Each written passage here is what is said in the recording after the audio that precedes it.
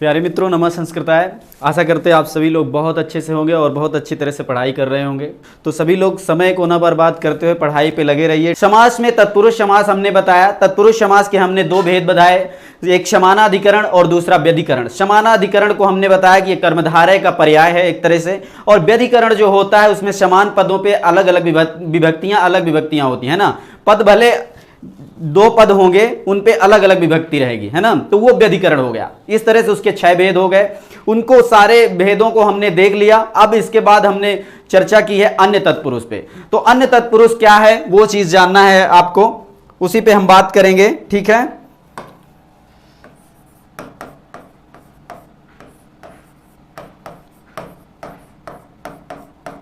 अन्य तत्पुरुष समास।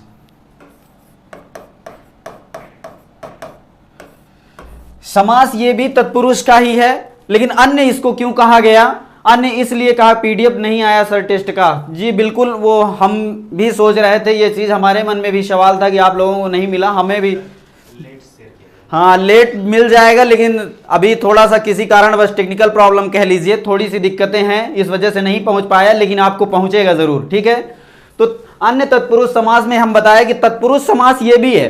तत्पुरुष समास अभी तक जो पढ़ा आपने वो भी था। जैसे किसी दूल्हे की बारात में आप जाएं तो जो सगे संबंधी होते हैं वो तो भी बाराती होते ही हैं, और जो उन्हीं के कास्ट के होते, जैसे गांवदारी में लोग पूछ लेते हैं अपनी बिरादरी के जिनसे खानदान नहीं होता है, तो वो भी बाराती होते हैं। लेकिन जो अन्य कहे जाते हैं, जो अदर कास्ट वालों को जो व्यवहारता आप बुलाते हैं, वो क्या होते? बाराती वो भी होते हैं, लेकिन वो अन्य में आते हैं। इसी तरह समास ये भी तत्पुरुष का एक भेद है, लेकिन ये अन्य तत्पुरुष इसलिए कहा गया क्योंकि इनमें जो है अलग अलग विसंगतियां रही, अलग अलग पहचान रही, इस वजह से इसको अन्य तत्पुरुष कहा गया, ठीक ना। अन्य तत्पुरुष को इस तरह से हम जानेंगे, इसके कुछ विशेष कारण है, विशेष नाम है, विशेषता इनमें अलग अलग है, इस वजह से इनके विशेष प्रकार भी हैं, ठीक ना। इसको देख लीजिए। जैसे पहला हम देखेंगे नए तत्पुरुष समास। नए तत्पुरुष समास।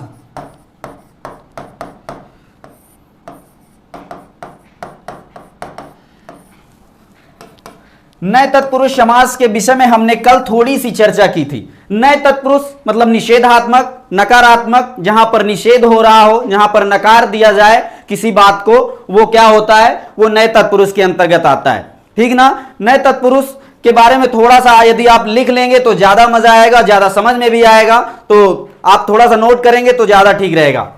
कल के विषय में कल इसके विषय में थोड़ी से अच्छे से बता दिया था जो भी था, आज केवल काम है लिखने का, ठीक ना। आज लिख लीजिए और फिर समझाते तो चलेंगे ही, लेकिन कल इसके विषय में हमने खूब ढेर सारी चर्चा की और आपको समझ में भी आ गया था, है ना। तो लिखिए इस पे, जब तत्पुरुष समास में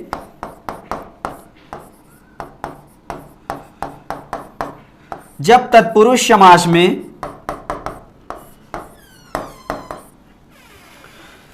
तत्पुरुष समास में प्रथम पद ना हो, जब तत्पुरुष समास में प्रथम पद ना हो। समास में आपने देखा कि दो पद होते हैं, दो पद मिलकर समास हो जाते हैं, मतलब मिल जाना ही समास है। तो इस तरह से समास का जो प्रथम पद होगा वो केवल और केवल ना होगा, है ना। तो जब प्रथम पद केवल ना हो, है ना, ना वर्ण के रूप में हो, वर्ण के रूप में हो। भाई एक वर्ण है तो यह वर्ण ही होगा, लेकिन इसको समास में क्या कहेंगे? दो पदों के बीच समास होता है तो इसको पद कहेंगे सामासिक। यदि परिभाषा में इसको जोड़ेंगे तो इसको पद कहेंगे, नहीं देखेंगे तो ना केवल एक वर्ण है ना। यह चीज आप जाने रहिए। तो ना वर्ण के रूप में हो,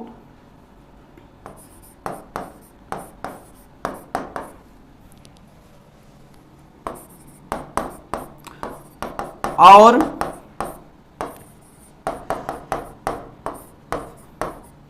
दूसरा पद जो होगा वो होगा संज्ञा या विशेषण कोई, है ना। तो दूसरा पद संज्ञा या विशेषण हो।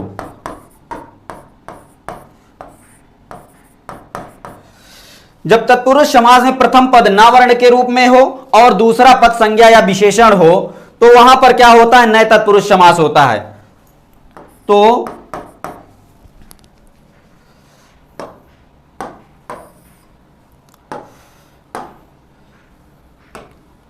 तो वहां पर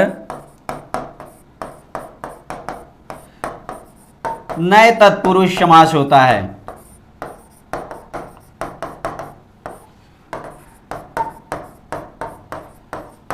ठीक ना, इतना आप नोट कर लीजिए। तो कल और विषय में बताए हैं आपको, सबको समझ में भी आ रहा हो। पहला पद ना होना चाहिए, दूसरा क्या होना चाहिए, संज्ञा होना चाहिए, विशेषण कोई पद होना चाहिए, तब वहां पर क्या हो जाएगा, नए तत्पुरुष हो जाएगा। इसको कैसे जानेंगे, कहां कहां पर होता है, इसके विषय में हम उदाहरण दे देते हैं, आपको अच्छी तरह से बखूबी समझ में आ जाएगा।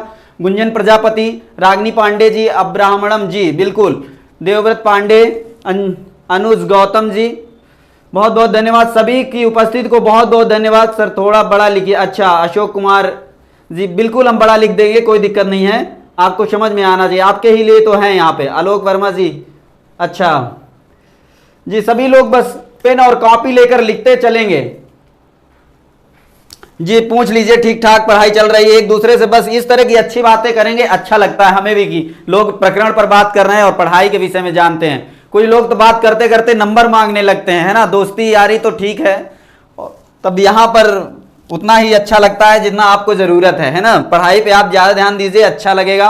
और अच्छे अंक अर्जित करने के लिए टेस्ट चल रहे हैं, आप पुरस्कार पाइए, अपना नाम यहाँ एक्सीड परिवार में बढ़िया एक छवि बना दीजिए। और टेस्ट, जब टेट की परीक्षा होगी उसमें तो अच्छे अंक लाने की जरूरत है ही है, ठीक ना। तो इतनी परिभाषा आपने देखा। परिभाषा में था कि जब तत्पुरुष समास में प्रथम पद न वर्ण के रूप में हो और दूसरा पद संज्ञा या विशेषण हो तो वहां पर नए तत्पुरुष समास होता है, ठीक ना। तो इसकी और कुछ विशेषताएं हैं, उसको भी देख लीजिए। विशेषता नंबर 1,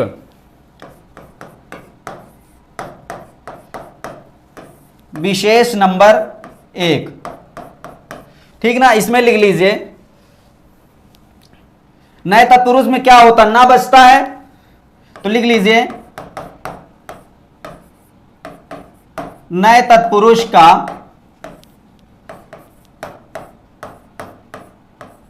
ना वर्ण, इसको वर्ण या पद कर दीजिएगा, कह दीजिएगा कि वर्ण होता है तो वो उसमें क्या कहते हैं, संधि में होता है, तो आप वर्ण इसलिए कहें क्योंकि ये एक वर्ण है। और ये समास में देखेंगे तो दो पदों के बीच में होता है ना वर्ण या पद, ठीक ना, ये जाने रहिएगा। किसी व्यंजन के साथ आए, किसी व्यंजन के पूर्व आना चाहिए ना, किसी व्यंजन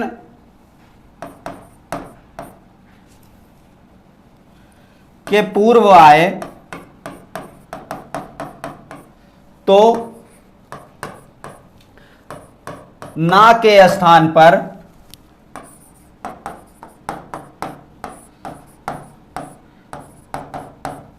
आ लिखते हैं,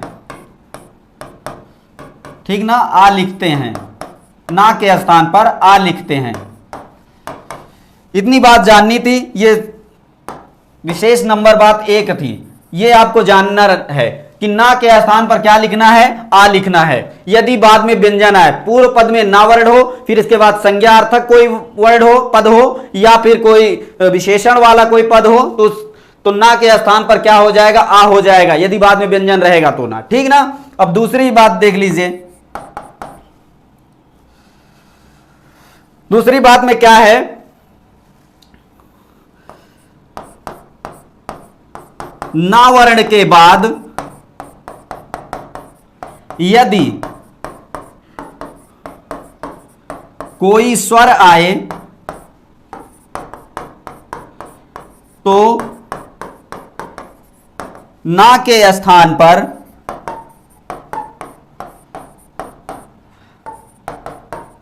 अन लिखते हैं,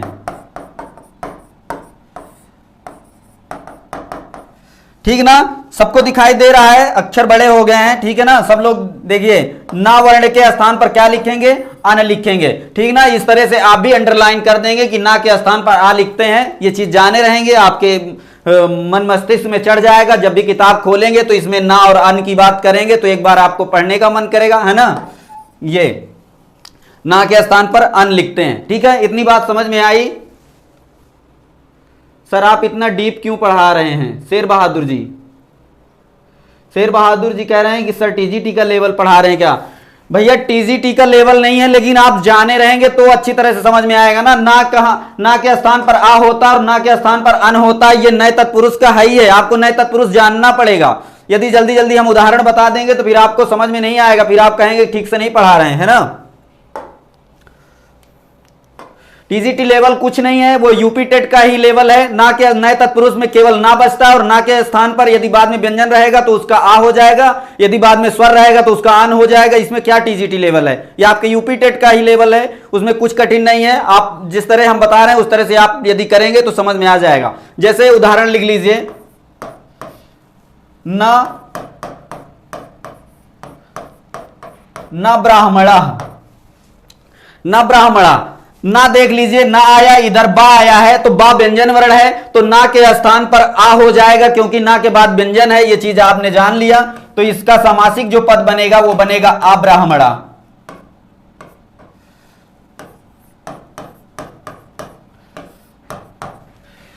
नए तत्पुरुष बहुत कठिन नहीं है और टीजीटी लेवल में नहीं है, ये आपके यूपी टेट का है। तो इसमें डीप पढ़ाना क्या, जो उसकी व्यवस्थाएं हैं, जो प्रक्रिया है वो तो हमें बताना ही पड़ेगा, नहीं आप जानेंगे कैसे भैया।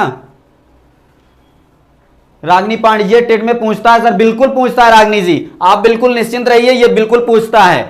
ना ब्राह्मणा या अब्राह्मणा में कौन सा समास है, तब आप बताएंगे नए तत्पुरुष समास है, ठीक ना की जगह पे आ हुआ है, ये पूछता है, आपके प्रकरण का है, टेट का है ना, टेट के सिलेबस में आता है ये सब कुछ।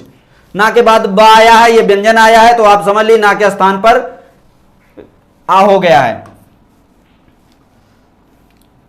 इसका मतलब समझ लीजिए, ऐसा मनुष्य जो ब्राह्मण ना हो, ऐसा मनुष्य जो ब्राह्मण ना हो, ठीक ना, इसका यही अर्थ होगा, जान लीजिए। इसी तरह देख लीजिए, जैसे ना गर्दभा, ना गर्दभा, तो ना के बाद व्यंजन आया है तो इसको क्या हो जाएगा, अगर्दभा हो जाएगा, अगर्दभा। ऐसा कोई जानवर जो गधा ना हो, ऐसा कोई जानवर जो गधा ना हो, गधा ना हो, इस तरह से, ऐसा कोई जानवर जो गधा ना हो, ठीक है। जैसे लोग एक दूसरे को संज्ञा में बोल दे रहे ना, तुम गधे हो, तुम ये हो, फलाना डिमका, जो भी आदमी बोलता है ना, तो उस तरह से जो ऐसा कोई जानवर, अरे जिसमें जान है वो जानवर है कि नहीं, तो जो दूसरे को आदमी संज्ञा करते हैं ना, गधा कहते हैं, तो उसके लिए आ गया ये अगर्दभा, मतलब जो गधा नहीं है, ठीक ना अब्जम, ना अब्जम, अब्जम मीन्स क्या होता है, अब्जम किसका पर्याय है, यहां पर देख लीजिए, ना आया और यहां पर आ आया, स्वर है, स्वर के बाद यदि, स्वर के पहले यदि ना रहेगा तो इसका क्या हो जाएगा, अन हो जाएगा, अनअब्जम हो जाएगा, ठीक ना। इतनी बात समझ में आई। इसी तरह से आप जाने रहिएगा, तमाम सारे शब्द हैं, जैसे न सिद्धा, आप उदाहरण किताबों में देख लीजिएगा। हम तो ये जान के पढ़ाया करते हैं कि आपके पास बुकें नहीं है, बस इस सोच के हम पढ़ाते रहते हैं कि आपको सब कुछ छूटे ना, अच्छी तरह से आप पढ़ लें। ना सिद्धा, यहां पर सा जो आया है व्यंजन है, ये ना के बाद, तो यहां पर क्या हो जाएगा, आ हो जाएगा, असिद्धा हो जाएगा, ऐसा कार्य जो न सिद्ध हुआ हो, है ना, ठीक ना। देख लीजिए, ये इस तरह से आपको उदाहरण सारे जानने पड़ेंगे। यदि आप कहें कि भैया ये टीजीटी लेवल है, तो टीजीटी लेवल क्या है, आपको वो बता देते हैं टीजीटी लेवल में क्या बताया जाता है। जैसे हमने बताया कि ना के जो है कितने भेद, हमने ना के 2 भेद कल बताए, लेकिन यदि हम 3 बताते तो ये टीजीटी हो जाता। हमने बताया ना के बाद व्यंजन आए तो आ हो जाता है, क्या हो जाता, व्यंजन हो तो, है ना। यदि ना के बाद स्वर हो तो अन हो जाता है, लेकिन कहीं कहीं पर ना हो जाता है। यह टीजीटी का प्रकरण है, टीजीटी पीजीटी का प्रकरण है। इसमें क्या बनता है, नचिरेण बनता है, नचिरात बनता है। यह चीज हमें आपको नहीं बताना था, ये चीजें टीजीटी और पीजीटी लेवल का है। लेकिन इसमें कौन सा समास है, इसमें जानते हैं कौन सा समास है, इसमें केवल समास है। एक समास का और नाम है केवल समास, केवल समास, इसी को कहते हैं सुपसुपा समास। केवल समास को क्या कहते हैं, सुपसुपा समास भी कहते हैं। यह टीजीटी पीजीटी लेवल का है। लेकिन हमें आपको क्या पढ़ना है, केवल ये चीजें पढ़ना है कि ना के स्थान पर आ हो जाए और ना के स्थान पर अन हो जाए, ये टेट का लेवल है, ठीक ना। हम वही पढ़ा रहे हैं जो आपके काम का है, ठीक है जी, बिल्कुल।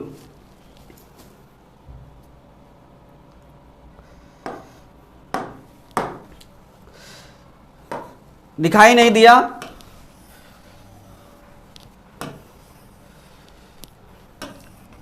हम ये केवल कह रहे थे, फिर से एक बार देख लीजिए, हम कह रहे थे कि ना के स्थान पर एक बार आ हो जाता है, ना के स्थान पर एक जगह पे अन हो जाता है। ये दोनों गतियां कब होती हैं? जब ना के बाद कोई व्यंजन वर्ण हो तो।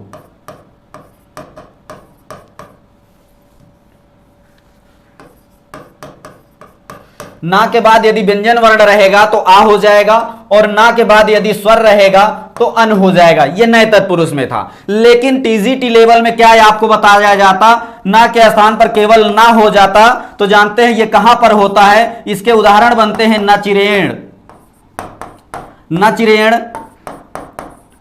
नचिरात, है ना, इस तरह के शब्द आएंगे। नचिरम, ना के स्थान पर केवल ना ही रहेगा। ये जानते हैं किसका उदाहरण है? ये उदाहरण है केवल समास का। किसका है? केवल समास इसका नाम है, केवल समास। पीजीटी जब आप पढ़ेंगे तो पीजीटी में 5 समासा पंचधा समास 5 प्रकार के वहां पर बताए जाएंगे। तो 5 प्रकार में ये एक पहला प्रकार यही है केवल समास का। इसी को कहते हैं सुपसुपा समास, सुपसुपा समास।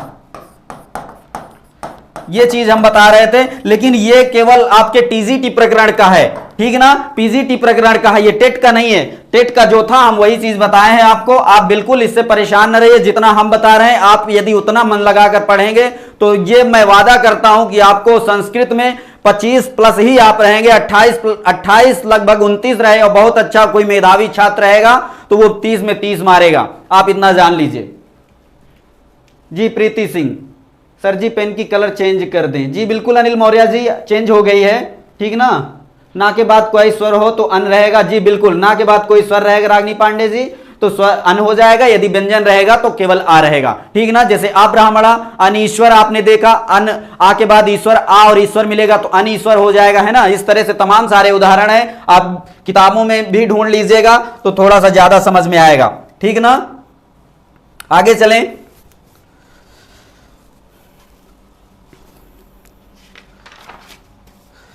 आगे देख लीजिए, समास है प्रादि तत्पुरुष समास।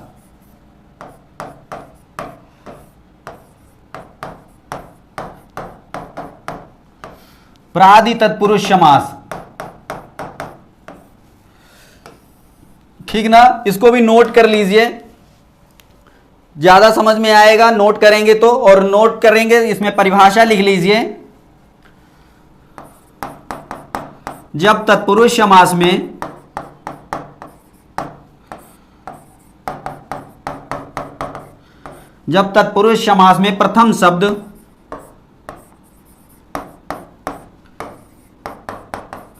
प्रथम शब्द कु रहे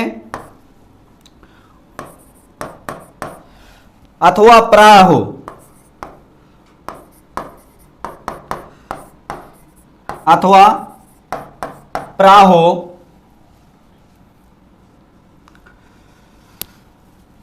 कु और प्रा एक तरह से उपसर्ग हैं, तो इनको इस तरह से लिख लीजिए। जब तत्पुरुष समास में प्रथम शब्द कु हो अथवा प्रा उपसर्ग के रूप में हो, है ना, उपसर्ग में से कोई हो,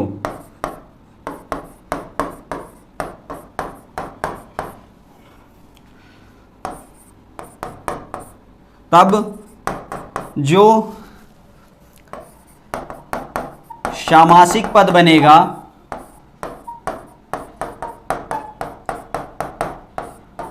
उसे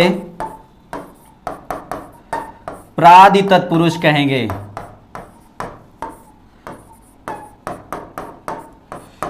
ठीक ना, इतना नोट कर लिए। जब तत्पुरुष समास में, यहां में कर दीजिएगा, जल्दीबाजी में छूट गया। जब तत्पुरुष समास में प्रथम शब्द कु हो अथवा प्रा उपसर्ग में से कोई हो, तब जो सामासिक पद बनेगा उसे क्या कहेंगे? प्रादि तत्पुरुष समास कहेंगे। ठीक ना, क्या कहेंगे? प्रादि तत्पुरुष समास कहेंगे। तो कु और प्रा को आपको ध्यान देना है। तो ये जहां जहां पर मिलेगा आप देख लीजिएगा, आपको अभी पता चल जाएगा। उदाहरण आपको देख सामने आपके रखेंगे तो समझ में आ जाएगा। ठीक ना, संख्या बहुत कम है आज, 59। जी ऋतु वर्मा जी,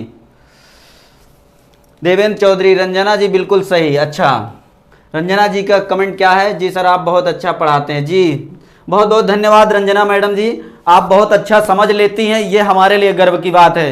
ठीक ना, आप अच्छे से समझती हैं, मन लगा कर पढ़ रही हैं, इसलिए हमारा पढ़ाया हुआ अच्छा लग रहा है। यदि आप मन नहीं लगाएंगे तो किसी को भी नहीं अच्छा लगेगा, है ना। तो जरूरी ये है कि आप सभी लोग मन लगा कर पढ़ें। देख लीजिए, जैसे कुत्सित पुरुषः,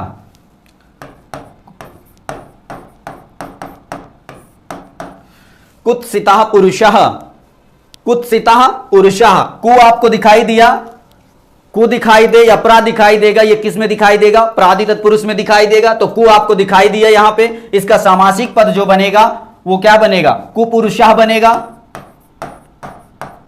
आपसे यही सवाल पूछेगा यूपी टेट की परीक्षा में, कुपुरुषः में कौन सा समास है? तो आप कर्मधारय न मार दीजिएगा, क्योंकि जब पहला पद विशेषण होता है, बाद में विशेष्य होता है, तो लोग कर्मधारय मारना शुरू कर देते हैं। तो यहां पर जाने रहिएगा कि कुपुरुषः, आपने प्रादि तत्पुरुष पढ़ा, प्रादि तत्पुरुष में कु और प्रा के साथ यदि सामासिक पद बनेगा तो वो किस में आएगा? प्रादि तत्पुरुष में आएगा। ये चीज एक दो बार यदि आप पढ़े रहेंगे तो आपके ये डीएनए में चला जाएगा, और डीएनए में चला जाएगा तो फिर आप इसको बाहर और इग्नोर नहीं कर सकते। ठीक ना, तो कुपुरुषः आपको दिखाई दिया, यहां पर कु है कि नहीं?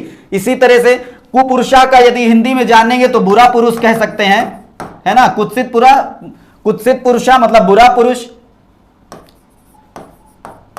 ठीक ना, बुरा पुरुष। इस तरह से जाने रहिए। और देख लीजिए, प्रगतः आचार्यः, प्रगतः आचार्यः, तब क्या हो जाएगा? इसका सामासिक पद बनेगा प्राचार्यः। आपसे यूपी टेट की परीक्षा में पूछेगा प्राचार्य पद में कौन सा समास है, तो प्राचार्य पद में कौन सा समास है? तो प्रादि तत्पुरुष समास है, क्योंकि प्रा आपको पहले दिखाई दे दिया। यहां पर भी देख लीजिए, इसको यदि सामासिक विग्रह करेंगे तो प्रगतः आचार्य, ये जाने रहिएगा प्राचार्य का जो सामासिक पद है इसका सामासिक विग्रह करेंगे तो प्रगतः आचार्य बनेगा। इसी तरह कुपुरुषः का यदि सामासिक विग्रह करेंगे तो कुत्सितः पुरुषः बनेगा। कुत्सित मतलब बुरा, यहां यदि भ्रष्ट बिल्कुल, हाँ, तो इस तरह से पुरुष इसका जो है वो विच्छेद हो जाएगा, है ना, विग्रह हो जाएगा। तो यहां पर प्रा और कु आपको देखना है, तो ये प्राचार्य हो जाएगा। ठीक ना, इस तरह से आपको जानना है।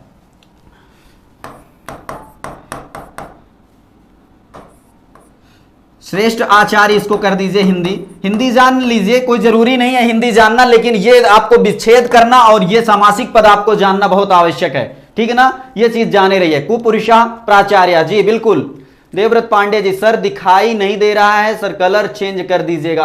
अंजना कुमारी मैडम जी, ब्लैक में काला ही तो दिखाई देगा, फिर इससे अदर कौन सा दिखाई देगा बताइए। थोड़ा सा यदि आप अपने मोबाइल की जो है क्वालिटी बढ़ा लेंगे, है ना, 144 से 240 या 380 कुछ इस तरह से जो भी रहता है उसकी क्वालिटी बढ़ाएंगे तो थोड़ी सी साफ दिखाई देगा। ठीक ना, यदि नहीं दिखाई देता तो फिर बताइए फिर से।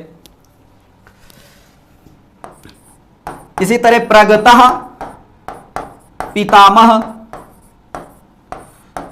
ठीक है ना, प्रगतः पितामह, तो क्या हो जाएगा सामासिक पद? प्रापितामह, प्रापितामह। हाँ, तो प्रापितामह में यदि आपसे पूछेगा कौन सा समास है तो प्रादि तत्पुरुष, क्योंकि प्रा और कु आपको परिभाषा में हमने बता दिया था, तो कु आपको दिखाई दिया, प्रा आपको दिखाई दिया, आप सीधा से बस सीधा टिक मार दीजिए, है ना। इसका सामासिक विग्रह करेंगे तो प्रापितामह प्रगता पितामह हो जाएगा। ये शब्द आप याद रखेंगे, इनमें से ही कोई पूछेगा, इसके अलावा कोई पूछेगा नहीं। जो इंपॉर्टेंट है वही हम लेकर आए हैं, ठीक ना। उदाहरण विशेष तौर से आप ध्यान देते रहेंगे तो ज्यादा अच्छा रहेगा, ठीक ना। और देख लीजिए, कुत्सितः पुरुषः, कुत्सितः पुरुषः, इसका क्या हो जाएगा? जैसे देख लीजिए, कुत्सितः नहीं, इसका पुत्रः कर दीजिए, ये हो गया एक बार, पुरुषः वाला हो गया, है ना। कुत्सितः पुत्रः कर दीजिए इसको, तो कुत्सितः पुत्र मतलब कुपुत्रः हो जाएगा, है ना। कुपुत्रः मतलब बुरा पुत्र या दुष्ट पुत्र, ठीक ना। जिस तरह से इसका अर्थ निकले, कु का मतलब एक तरह से बिल्कुल भ्रष्ट वाला, है ना। तो दुष्ट वाला पुत्र, ये कुत्सित पुरुष। तो आपको यहां पर कु दिखा, प्रा सब में दिख ही रहा है, तो इस तरह से आप प्राग तत्पुरुष मारेंगे, कुपुरुषा, प्रापितामह, प्राचार्य, इस तरह से सबका अर्थ जाने रहिएगा तो ज्यादा समझ में आएगा। और ये उदाहरण याद रखिएगा, उदाहरण बहुत जरूरी है, यदि आपको याद रहेगा तो आप फिर गलत नहीं कर पाए, क्योंकि इन्हीं में से कोई पूछेगा, ठीक ना। एक और देख लीजिए, प्रकृष्टो वीरः, प्रकृष्टो वीरः, इसका क्या हो जाएगा, प्रवीरः, प्रवीरः हो जाएगा, ठीक ना। तो प्रा आपको दिखाई दिया, प्रा और कु की बात केवल चल रही है, और ये समास कौन सा है, प्रादि तत्पुरुष है, ठीक ना। समास कौन सा है, प्रादि तत्पुरुष। जी क्लियर नहीं दिख रहा रितु जी, अच्छा अंजना कुमारी जी को क्लियर नहीं दिख रहा है, चलिए अच्छा कोशिश करते हैं, इतना देख लिए, कलर चेंज कर देते हैं।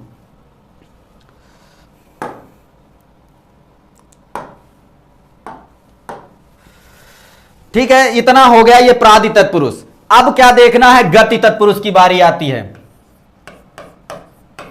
गति तत्पुरुष,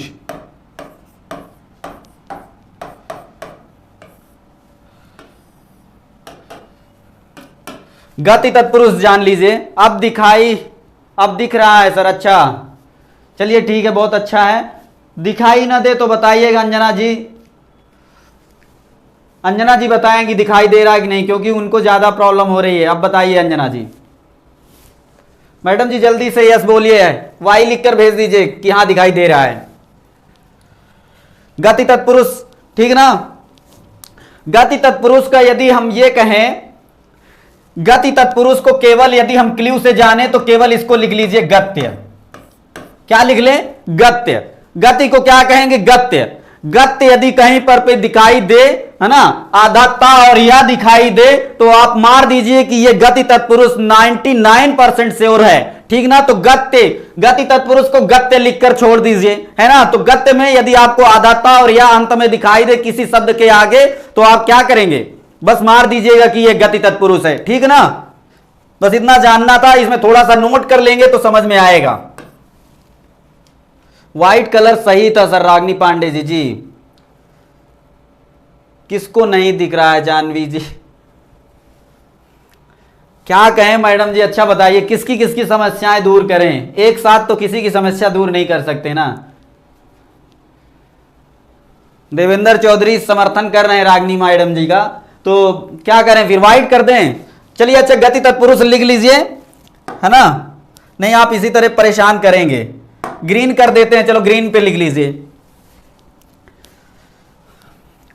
लिखिए कुछ कृत्य प्रत्ययों, कृत्य प्रत्यय किसे कहते हैं, जो क्रियाओं से युक्त हो, ठीक ना, क्रियाओं से युक्त हो, क्रियाओं के द्वारा बने हो, ठीक ना, उनको कृत्य कहते हैं, ठीक ना। इतनी बात जाने रहिए। कृत्य प्रत्ययों में अंत होने वाले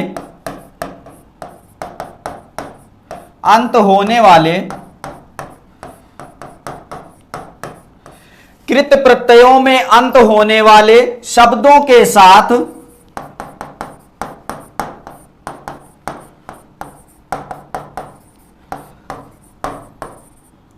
कुछ विशेष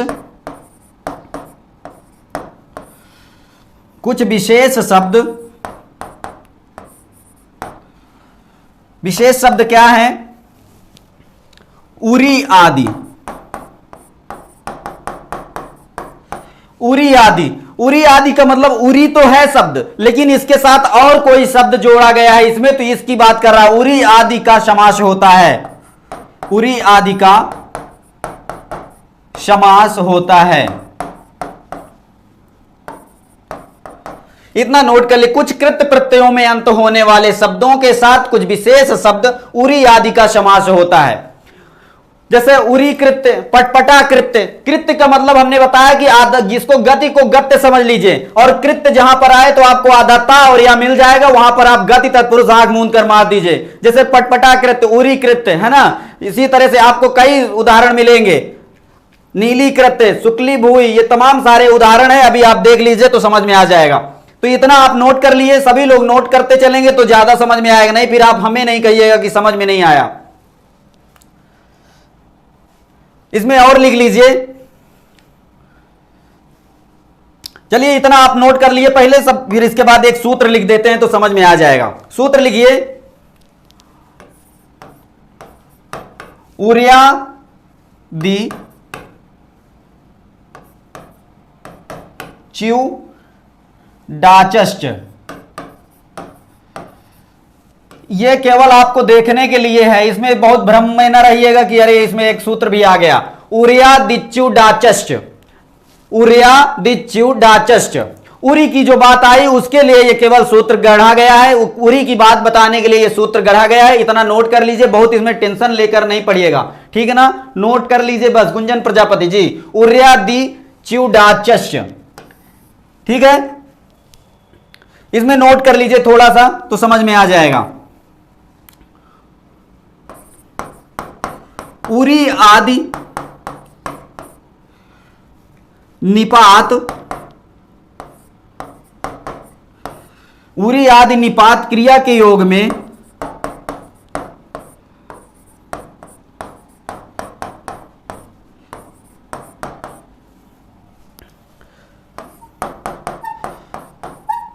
गति तत्पुरुष कहलाते हैं।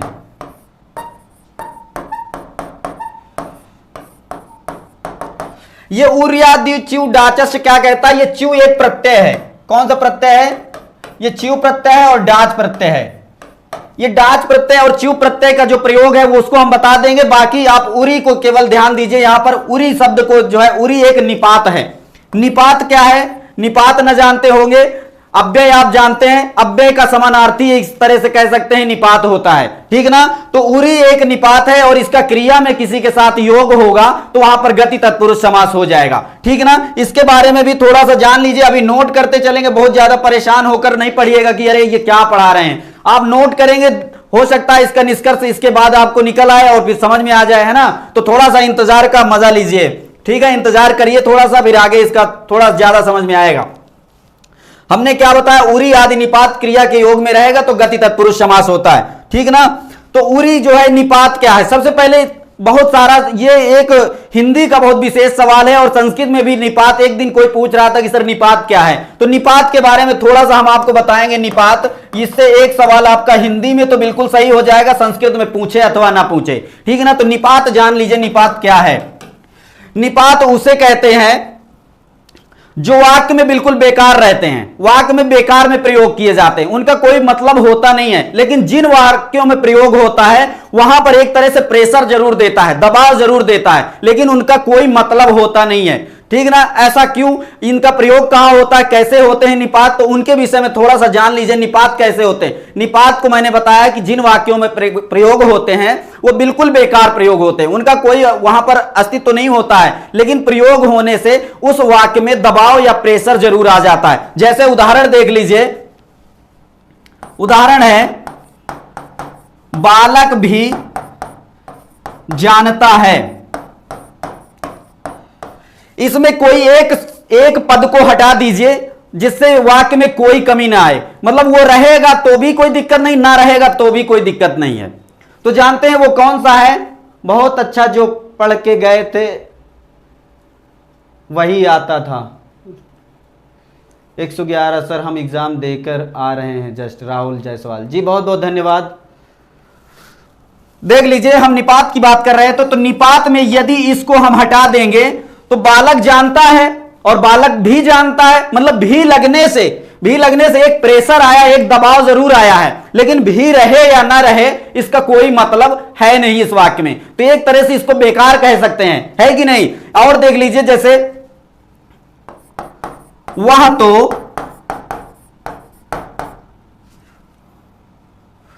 तो प्रयागराज जाएगा, वह तो प्रयागराज जाएगा।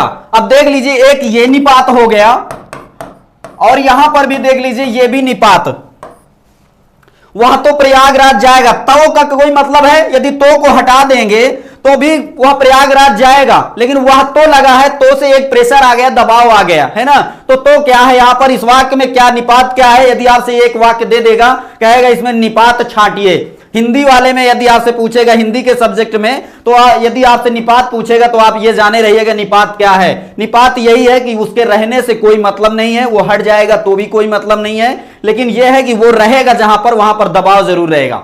ठीक ना, इतनी बात केवल बताना। तो वह तो प्रयागराज जाएगा, तो को यहां पर रहे अथवा ना रहे कोई मतलब नहीं होता। ठीक, रागिनी पांडे जी, जी वह प्रयागराज जाएगा, जी बिल्कुल। देवेंद्र चौधरी, विजय कुमार जी कैसे हैं, अच्छा ठीक है, हालचाल ले लीजिए भैया। तो यहां पर क्या है, तो भी एक क्या है, निपात है, तो भी एक क्या है, निपात है। जैसे शिक्षा केवल साधन है, शिक्षा केवल साधन है, शिक्षा केवल साधन है, इसमें निपात यदि आपसे पूछेगा तो क्या हो जाएगा, केवल हो जाएगा, जो केवल है वही निपात है। यदि निपात को हटा देंगे तो भी कोई मतलब नहीं, शिक्षा साधन है भैया, लेकिन शिक्षा केवल साधन है, इससे क्या होता है, वाक्य में थोड़ा सा प्रेशर आ गया, थोड़ा सा दबाव आ गया। ठीक है ना, इतनी बात समझाना था, केवल ये निपात का प्रकरण आ गया था, इस वजह से इतनी बात समझानी थी। ठीक ना, आगे चलते हैं। तो उरी आदि निपात का क्रिया के योग में क्या हो जाता है, गति तत्पुरुष हो जाता है। ठीक ना, तो ये चीज गति तत्पुरुष के विषय में हमने बात बताई। तो गति तत्पुरुष में हमने आपको बताया कि गत्य केवल लिख देंगे, और गत्य ये इसका क्ल्यू है, और ता और या, ये आधा ता और या आपको जहां पर मिल जाएगा वहां पर आप गति तत्पुरुष मार दीजिएगा, 99% आपका सही हो जाएगा। ठीक ना, 99% की आपके लिए गारंटी है। ठीक है, और देख लीजिए, अब इसमें उदाहरण देख लीजिए। जैसे उरी शब्द आया था, उरी प्लस कृत्वा, उरी प्लस कृत्वा हो जाएगा, ये प्लस इसको लगाएंगे तो ना लगाएं तो कोई दिक्कत नहीं है। उरी और कृत्वा यदि ये सामासिक विग्रह हो गया है ना, समासिक पद बनाएंगे तो जानते हैं क्या हो जाएगा, समासिक पद बन जाएगा उरी कृत्य, उरी कृत्य। उरी कृत्य हमने बताया इसका क्ल्यू गत्य, तो गत्य से आपको कृत्य आपको ढूंढना पड़ेगा। ये कृत प्रत्यय के जो भी शब्द अभी आप परिभाषा में देखा ना कि कृत प्रत्यय लगे रहते हैं अंत में, तो वो जो है गति तत्पुरुष की पहचान रहती है। तो कृत जो प्रत्यय है ये कृदंत वाला है, कृत प्रत्यय का उदाहरण है। तो आप समझ लीजिए यहाँ पे कृत प्रत्यय लगा हुआ, और कृत्य से आप गत्य से इसको कृत्य समझ लीजिए, और इसको क्ल्यू में समझ लीजिए कि ये गति तत्पुरुष का है, उरी कृत्य। इसी तरह से पटपटा कृत्य, जैसे शुक्ली कृत्य, शुक्ली कृत्य, तो शुक्ली कृत्य में क्या हो जाएगा, शुक्ली कृत्य एक तरह से समासिक पद है, इसका जो विग्रह बनेगा वो क्या हो जाएगा, अशुक्लम शुक्लम कृत्वा, अशुक्लम शुक्लम कृत्वा, अशुक्लम शुक्लम कृत्वा। शुक्ल का मतलब क्या होता है, सफेद। हमने च्यू और डाच के बारे में जो बात नहीं किया था, वो च्यू और डाच जो कहता है कि जहां पर जो चीज उपस्थित ना हो, मतलब उसका अभाव हो लेकिन भाव पैदा करता हो, ठीक ना, वो उपस्थित ना हो लेकिन उसका भाव जरूर पैदा हो। तो ये अशुक्ल था, मतलब श्वेत नहीं था, पहले श्वेत नहीं था, सफेद नहीं था, लेकिन उसको श्वेत कर दिया गया है। तो क्या हो गया, यहां पर च्यू प्रत्यय दिखाई देगा, तो आपको यहां पर शुक्ली कृत्य हो जाएगा, इसमें च्यू प्रत्यय है। ठीक ना, च्यू और डाच को यहां पर आपसे पूछेगा नहीं च्यू और डाच कहां पर प्रयोग हुआ है, लेकिन च्यू और डाच का प्रयोग वहां पर होता है जहां पर वो उपस्थित ना हो लेकिन भाव उपस्थित होने का देता हो। तो यहां पर जो सफेद नहीं था उसको सफेद किया गया है ना, पहले सफेद नहीं था तो वो भाव बताया कि पहले सफेद नहीं था, तो उसको बताने की जरूरत नहीं थी, लेकिन वो भाव बता रहा है कि सफेद करके, है ना, जो सफेद नहीं था उसको सफेद करके। ठीक ना, ये अर्थ दे रहा है। इतनी बात समझ में आई। अनूप कुमार सर आज लेट हो गए, कोई बात नहीं भैया, वीडियो पड़ी रहेगी, आप देख लीजिएगा। इसी तरह से देख लीजिए नीली कृत्वा, नीली कृत्य, नीली कृत्य देख लीजिए, नीली कृत्य में भी वही स्थिति रहेगी, अनीलम नीलम कृत्वा, अनीलम नीलम कृत्वा।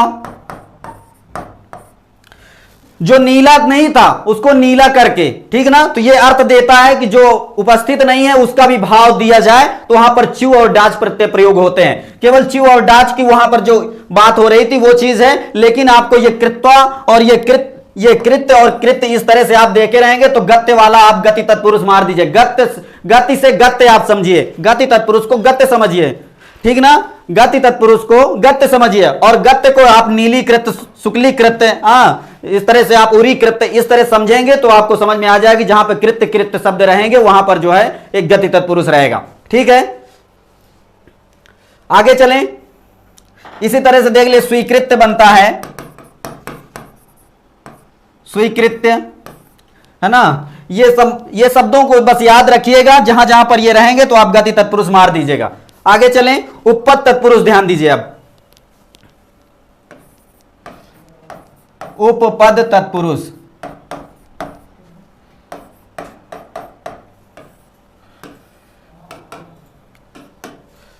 उपपद तत्पुरुष, उपपद तत्पुरुष में हमने बताया था कि जहां पर किसी पद का आ जाना, एक ही के पास कई पदों को मिलाकर जो पद बनाए, वहां पर उपपद तत्पुरुष हो जाता है। ठीक ना। देख लीजिए, इसमें हमने कल बताया था कि जैसे कारह लिखा हो तो कारह में कई शब्द आपको बना सकते हैं इससे जोड़कर। यदि कुंभ प्लस कारह जोड़ेंगे,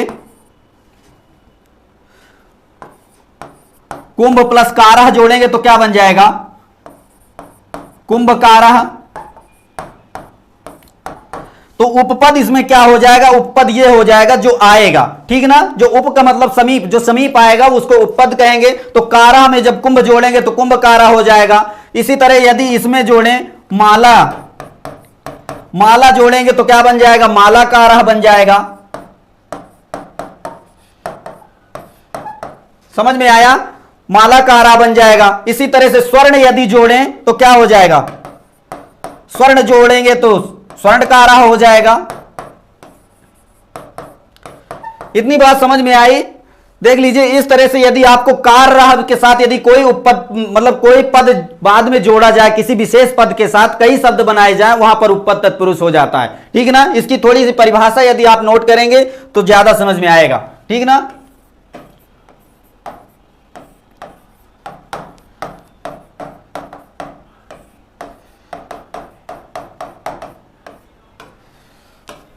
उपपद तत्पुरुष,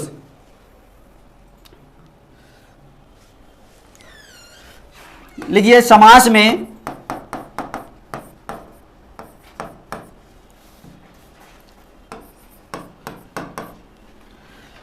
प्रथम शब्द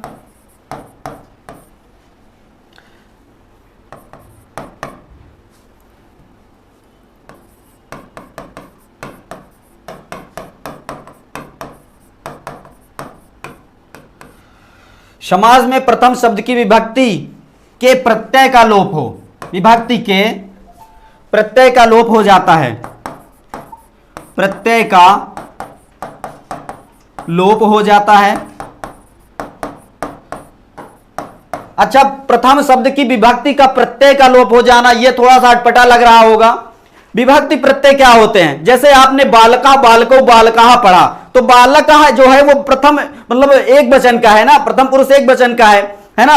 तो इस मतलब बालका जो क्या हो जाएगा, प्रथमा का एक वचन, इस तरह से कहेंगे प्रथमा का एक वचन। तो प्रथमा बालका जो होगा,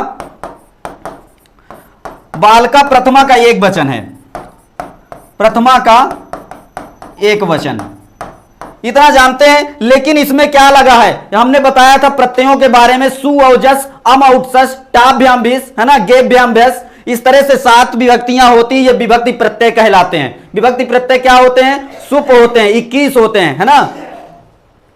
सुप कितने होते हैं, 7 विभक्तियां और 3 3, 7 त्रिक 21। सुप कितने होते हैं, 21 होते हैं, ये भी आप याद रखिएगा। सुप कितने होते हैं, 21 प्रत्यय होते हैं। तो ये विभक्ति जो प्रत्यय होते हैं वो सुबंत होते हैं, सु औजस अम औत्सस टाभ्याम भिस, इस तरह से 7 विभक्तियों में होते हैं पूरे। ठीक ना। तो ये बालका में यदि जो विभक्ति प्रत्यय का लोप हो जाता है तो सुप का लोप हो जाना कहेगा एक तरह से। इतनी बात समझ में आई। समाज में प्रथम शब्द की विभक्ति के प्रत्यय का लोप हो जाता है, इतनी बात समझ लीजिए। फिर इसके बाद क्या कहता है, द्वितीय शब्द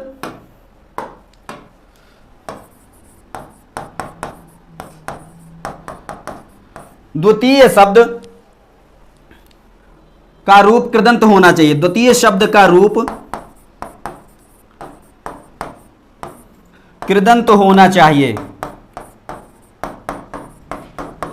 कृदंत मतलब वही क्रियाओं से युक्त होना चाहिए, क्रिया का बना हुआ जो रूप हो, है ना, तो वो होना चाहिए, ना कि क्रिया हो, ना कि क्रिया हो। मतलब ये थोड़ा सा ये जानने योग्य बात है, क्रिया ना हो कि वो बालक जाता है, तो ऐसा नहीं। मतलब जो दान दे रहा हूं मान लीजिए, तो दान देने वाला, कुंभ बनाने वाला, तो ये क्या हो जाएगा, कृदंत हो जाएगा, है ना। कृदंत के अंतर्गत जो बनाने वाला होगा वो कार्य करने वाला नहीं, क्रिया का मतलब जो क्रिया होती है, जैसे मान लीजिए जाता है, खाता है, पीता है, हाँ बनाता है, जो कार्य चल रहा होता है वो क्रिया होती है ना। तो लेकिन जो क्रिया किसके के द्वारा बनाया जाता है, कृदंत उसे कहते हैं। तो यहां पर जैसे कुंभकारा, कुंभ को बनाने मतलब घड़े को बनाने वाला, तो घड़े को बनाने वाला क्या हो जाएगा, कृदंत हो जाएगा।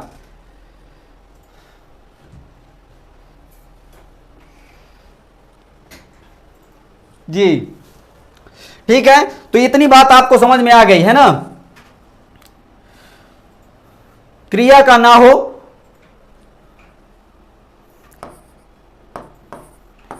उस प्रथम शब्द को उपपद कहते हैं। जिसका विभक्ति और विभक्ति प्रत्यय लोप हो जाता है, वही प्रथम पद को क्या कहते हैं, उपपद कहते हैं। ठीक है ना। इसमें एक दो उदाहरण देख लीजिए, फिर क्लास को यहीं पर आज संपन्न करते हैं। जैसे धनम ददाति, धनम ददाति क्या, धनदह, तो धनदह यहां देख लीजिए, इसके विभक्ति प्रत्यय का लोप हो गया, इस वजह से क्या बना, धनदह। तो धन देने वाला, है ना, धन देने वाला क्या हो गया, इसमें उपपद तत्पुरुष हो गया है। ठीक ना। जैसे कंबलम ददाति, कंबलम ददाति कंबलदह,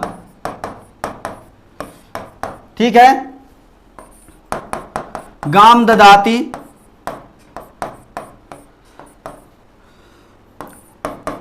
गोदह, ठीक ना। इस तरह से आप उदाहरण जान लीजिए, ये उपपद के उदाहरण है। और कुंभकार, मालाकार, चर्मकार, है ना, इस तरह से आप सारे जो है आप जोड़ लीजिएगा, और थोड़ा किताबों का सहारा लेंगे तो आपको मिल जाएंगे उदाहरण। और यदि नहीं मिलते हैं तो हम और आपको बता देंगे। लेकिन अब आज समय ज्यादा हो रहा है, बस आज की कक्षा को यहीं पर हम संपन्न करते हैं, आज का क्लास यहीं पर रोकते हैं। कल की कक्षा में फिर आपसे मिलेंगे। लेकिन एक विशेष बात आपसे कहना चाहते हैं, आप पढ़ाई पर बिल्कुल अवरोध ना करिएगा, और नहीं समझ में आता एक दो बार वीडियो और देखिएगा। कभी कभी देखिए संस्कृत का प्रकरण है, कुछ चीजें नहीं समझ में आती हैं, तो यदि आप शुरू से फिर से वीडियो देख लेंगे तो हो सकता है आपको समझ में आ जाएगा। तो बिल्कुल आप घबराएं नहीं, परेशान बिल्कुल ना हुआ करिए। आज नहीं समझ में आए, कल शायद समझ में आ जाए, लेकिन बिल्कुल आप क्लास को बिल्कुल मत छोड़िएगा। ठीक है ना। आज की कक्षा